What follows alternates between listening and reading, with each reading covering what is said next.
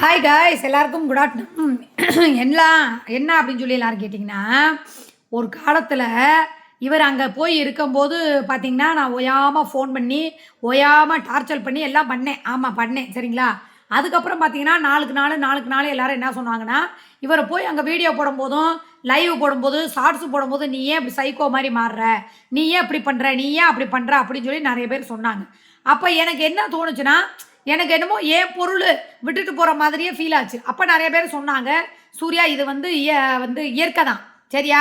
அவர் வந்து குடும்பம்னு போகும்போது அதெல்லாம் நீ சகிச்சு தான் நீ வாழணும் அப்படிங்கும்போது, நான் அதுக்கு என்ன பதில் சொன்னேன்னா, இது ஆரம்பத்திலே எனக்கு குடும்பம் இருக்குது, பேரன் இருக்கான், மயம் இருக்கான், அப்படி இப்படின்னு சொல்லியிருந்தா நான் பட்டும் படாமையும் வச்சுருந்துருப்பேன்.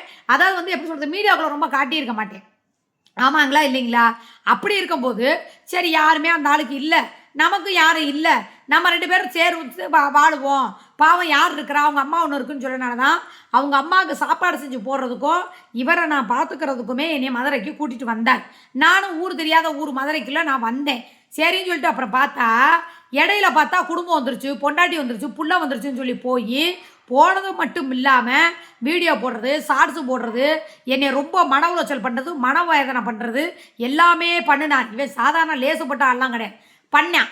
அப்போ நான் என்ன பண்ணேன், நான் ஒரு மாதிரி என்னால் டக்குன்னு ஒரு விஷயத்தை ஒருத்தவங்க மேலே அன்பு வச்சுருந்து அவங்க நம்ம இன்னொருத்தவங்கள்ட்ட போய் உரிமை கொண்டாடும் போது அதை என்னால் ஏற்றுக்க முடியாது.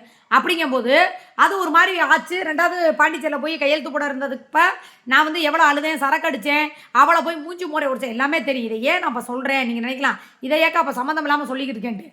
அப்படி இருக்கிறப்ப நான் வந்து போகாதன்னப்பெல்லாம் போனேன், வீடியோ போடாதன்னு சொல்கிறப்பெல்லாம் போட்டேன். ரொம்ப ஓவராக வந்து இந்த பொண்டாட்டின்னு சொல்லாதன்னு சொன்னேன். எல்லாமே பண்ணானா. இன்னைக்கு இந்த நிமிஷம் வரைக்கும் நான் மைண்டுக்குள்ளே என்ன நினச்சேன் அப்படின்னா, இவன் வந்து ஏன்னா உண்மையான அன்போ காதல் பாசம் இருந்தால் தான் நம்ம ஒருத்தரை விட்டு கொடுக்கும்போது அதோட வலி நமக்கு இருக்கும். அப்போ நான் நாளுக்கு நாள் என்னையவே நான் என்ன தேத்திக்கிட்டேன் அப்படின்னு சொல்லி பார்த்தீங்கன்னா, இவன் நமக்கு வந்து சொந்தமும் கிடையாது, பந்தமும் கிடையாது, புருஷனும் கிடையாது, புள்ள கொடுத்தவனும் கிடையாது, இவனுக்கும் நமக்கும் எந்த சம்மந்தமும் இல்லை. நான் ஏன் சொல்கிறேன்னா, முதல்ல உங்கள் மேலே ஒரு பொண்ணு வந்து ரொம்ப சண்டை போட்டுக்கிட்டே இருக்கா, திட்டிக்கிட்டே இருக்கிறா, கேள்வி கேட்டுக்கிட்டே இருக்கா, உங்களை மிரட்டிக்கிட்டே இருக்கிறா, ரொம்ப இது பண்ணுறா அப்படின்னா அதுக்கு பேர் வந்து கொடுமை இல்லை, டார்ச்சர் இல்லை, அவங்க உங்களை விட முடியாமல் பண்ணக்கூடிய ஒரு அன்பான காதல். அதை நீங்கள் புரிஞ்சுக்கிட்டா மட்டும்தான் அவங்க கூட நீங்கள் வாழ முடியும். இல்லைனா கண்டிப்பாக சீக்கிரமே பிரிஞ்சிருவீங்க. அதாவது ஒன்றா வாழக்கூடிய சூழ்நிலை ஏற்பட்டாலும் அந்த காதலோ அன்போ பாசமோ அந்த ஒரு இதோ வராது. பொம்பளை பிள்ளைங்களை பொறுத்த வரைக்கும் ஒருத்தவங்க மேலே அன்பு வச்சுட்டா அதை மாற்றவே மாட்டாங்க. ஆனால் அன்புலேருந்து வெளியே வந்துட்டாங்கன்னா திருப்பி அந்த இடத்த நீங்கள் பிடிக்கவே முடியாது, தலைகள் தான் நீங்கள் நின்னாலும் சரி. ஏன்னா அவங்க வந்து ஒரு கட்டத்தில் ரொம்ப கஷ்டப்படுவாங்க வெறுக்கிறதுக்கு.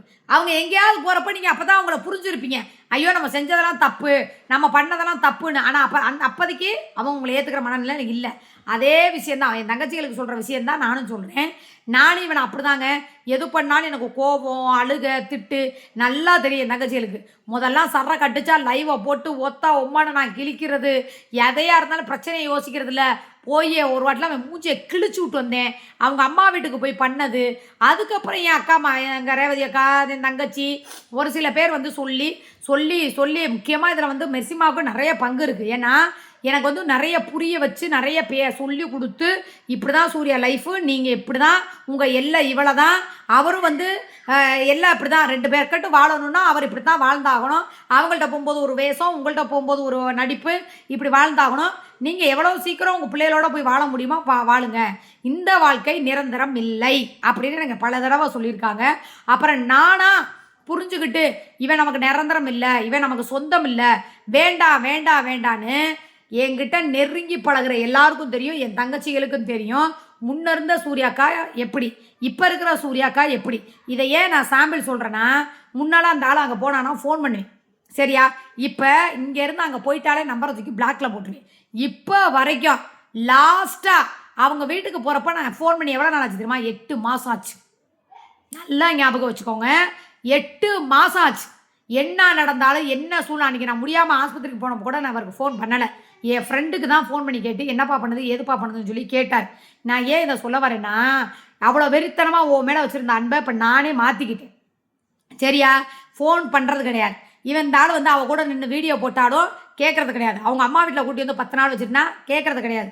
இப்போ போய் நான் இதை வாங்கி தரேன் அதை வாங்கி தரேன் இப்படி அப்படிங்கிறான், கேட்கறது கிடையாது. ஏன்னா நான் கொஞ்ச நாள் தான் என்னென்னா நான் எங்களுக்குன்னு சொல்லி நாங்கள் 2 பேருமே கஷ்டப்பட்டுக்கிட்டு இருக்கோம். ஒரு வீடு வாங்குற வரைக்கும் வாங்கி முடிச்சதுக்கு பின்னாடி வர்றதும் வராதும் அவரோட விருப்பம். நீ வாவான்னு நான் கூப்பிட மாட்டேன், நீ வராதன்னு நான் சொல்லவும் மாட்டேன். ஏன்னா நாளைக்கு நீங்களே என்னை கேட்பீங்க, ஏன்டி வீடு வாங்கி முடிச்சோன்னா அவனை கழட்டி விட்ட அப்படின்னு சொல்லிட்டு. அதனால் உங்கள்கிட்ட எது செஞ்சாலும் தப்பாக தான் பேசுவீங்க, நீங்கள் எது பண்ணாலும் தப்பாக தான் பேசுவீங்க. நாளைக்கு நான் என் பிள்ளையோட கூட தனியாக போய் வாழ்ந்தோன்னா கூட பாதி பேர் தான் சரி பிள்ளையோட வாழ்றா போயிட்டா திருந்திட்டான்னு நினைப்பீங்க, மீதி பேர் எல்லாருமே எனக்கு சாபம் விடுவீங்க, ஒருத்தன்ட்ட பிடுங்கிட்டு போயிட்டான்னு. ஆனால் நாங்கள் 2 பேரும் சேர்ந்து கஷ்டப்படுறோம். இதில் நான் எவ்வளவு சிக்கனப்படுத்துகிறேன், காசு இருந்தால் கூட அவர்கிட்ட வச்சு செலவழிச்சிருவாருன்னு சொல்லிட்டு அவர் கொடுக்குற காசை அழகாக கொஞ்சம் கொஞ்சமாக சேர்த்து வச்சு சின்ன சின்ன பொருளாக எடுக்கிறது. அதுக்கப்புறம் நகைக்கடையில் சொல்லி அங்கேருந்து பொருள் இருந்தால் நகைக்கடைக்காரனுக்கு ஆப்ப வச்சு விட்டீங்க, நகைக்கடைக்காரன் அக்கா இனிமேல் கடன் இல்லைக்கா இருக்கிற கடனை முடிச்சு விட்ருங்கக்கான்னு சொல்லி அங்கே இழுத்து மூடிட்டீங்க. நான் அதுக்கும் கவலைப்படலை, புரியுதா?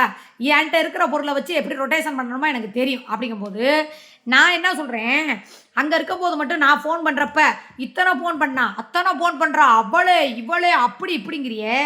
நான் ஒன்று கேட்குறேன், உன் கள்ளப்புருஷனுக்கு பூராத்தையும் கலட்டி காட்டிட்டு உன் கள்ளப்புருஷனுக்கு விடிய விடிய திறந்து காட்டிட்டு நீ பலாப்பழத்தை புழக்கிறதும் அவன் வாழைத்தண்டை காட்டுறதும் விடிய விடிய வீடியோ காலில் உட்காந்து அவுத்து போட்டு அம்மனமாக எல்லா சொல்லியும் முடிச்சுக்கிறீங்க. எல்லாத்தையும் நீ அவன்கிட்ட பண்ணிக்கிட்டு எதுக்கு ஒரு நாளைக்கு நீ இத்தனை போன் இவனுக்கு பண்ணுற? நான் கேட்பல்ல, நீ கேட்ட எதுக்கு குடும்பம்னு இப்போ வந்ததுக்கு பின்னாடி இவ்வளோ ஃபோன் பண்ணுறேன். இப்போ நான் சொல்கிறேன், கூத்தியா கூட இருக்கும்போது நீ கூத்தியா புருஷங்க எத்தனை புருஷன் வச்சு இப்போ ஒரு கூத்தியா புருஷன் வச்சிருக்கியா, அந்த கூத்தியா புருஷனுக்கு தெரியாமல் எதுக்கு நீ இவனுக்கு இவ்வளோ ஃபோன் பண்ணுற?